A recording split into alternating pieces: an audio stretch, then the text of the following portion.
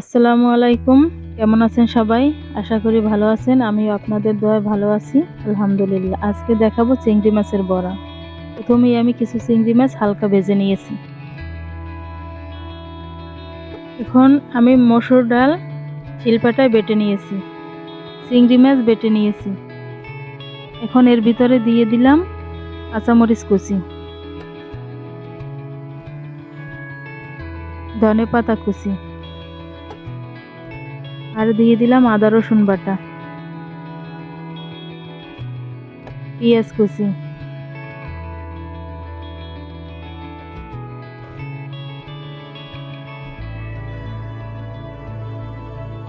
ধনিয়ার গুঁড়া, হলুদের গুঁড়া, মরিচের গুঁড়া। এখন দিলাম লবণ। এখন এটাকে ভালোভাবে মেখে নিব।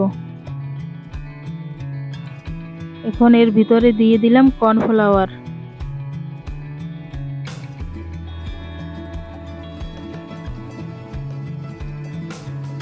এটাকেও ডালের সাথে ভালোভাবে মিশিয়ে নিতে হবে।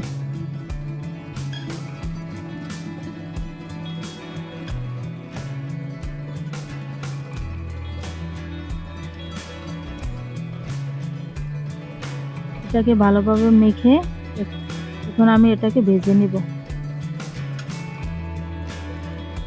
একটা কড়াইতে এখন আমি তেল দিয়ে দিলাম।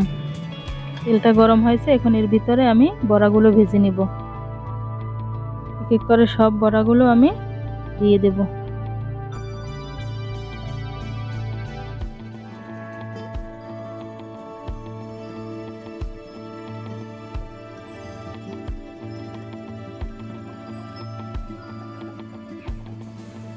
এভাবে চিংড়ি মাছ আর ডাল দিয়ে বড়া তৈরি করলে খুবই সুস্বাদু হয়। আপনারা বাসায় ট্রাই করে দেখতে পারেন।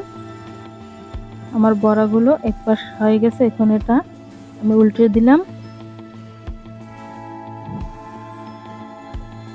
এখন এটা আমার ভাজা হয়ে গেছে, একটা প্লেটে উঠিয়ে নেব।